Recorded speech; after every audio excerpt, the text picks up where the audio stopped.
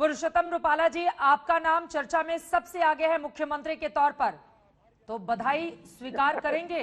आपके नाम पर मोहर लग गई है या थोड़ा इंतजार करेंगे आप? वो समाचारों से बधाई लेना ये तो कोई बहुत अच्छी बात नहीं होती। आपकी शुभकामना है ऐसा जरूर हम कहें। हाल ही में आपको कैबिनेट मंत्री बनाकर अहम जिम्मेदारी सौंपी गई है पुरुषोत्तम रूपाला जी।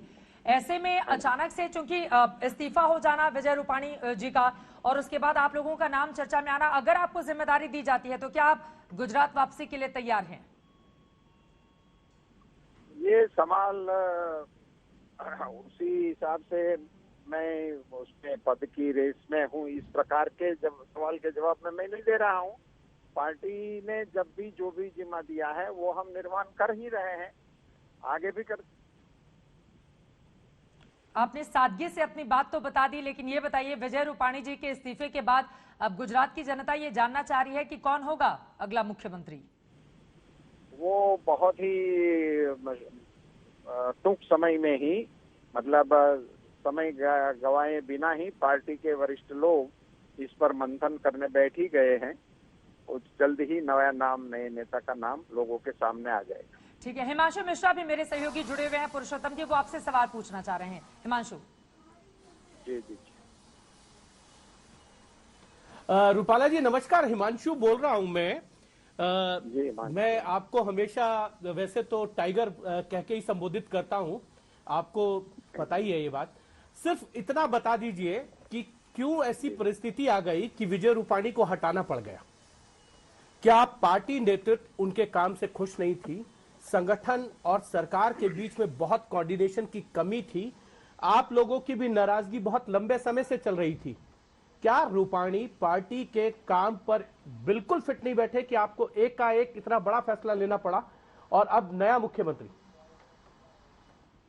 मैं मानता हूं कि इसको सरल तरीके से अगर मैं जवाब दूं तो ये एकाएक हुई घटना नहीं है।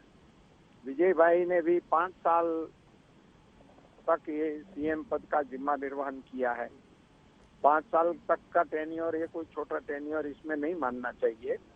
और जैसे विजय भाई को एक नए नेतृत्व के रूप में पार्टी ने पसंद करके प्रयोग किए थे, ऐसे ही पार्टी और नए नेतृत्व के बारे में सोचती होंगी और सोचा होगा।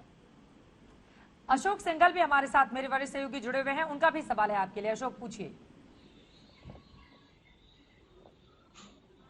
रूपाला साहब, मेरा सवाल ये है कि विजय रूपाणी को हटा दिया, अब आपका नाम चल रहा है, मनसुख मांडविया का नाम चल रहा है, सीआर पाटिल की बात भी हो रही है और नितिन पटेल की बात भी हो रही है।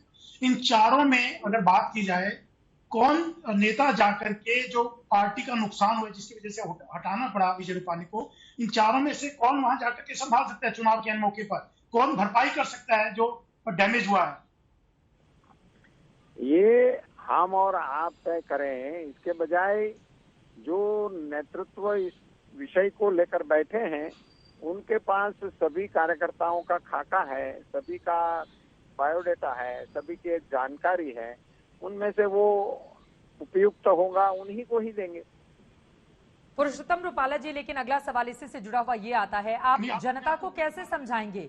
क्योंकि जब आप लोगों के बीच जाएंगे, 5 सालों तक जिसने मुख्यमंत्री का कामकाज संभाला हो उसको चुनाव के ठीक 1 साल पहले बदल दिया जाना और किसी नए चेहरे के भरोसे जिस तरह के कयास लग रहे हैं आप लोगों के नाम पर, फिर आप लोगों के चेहरे को लेकर आगे बढ़ना, लोगों को कैसे समझाएंगे कि गुजरात में अच्छा काम किया नहीं किया? लोग तो पलट के पूछेंगे ना कि देखिए आपने कुछ किया नहीं, 5 साल तक जो मुख्यमंत्री रहा उसको आपको हटाना पड़ गया चुनाव के ठीक पहले।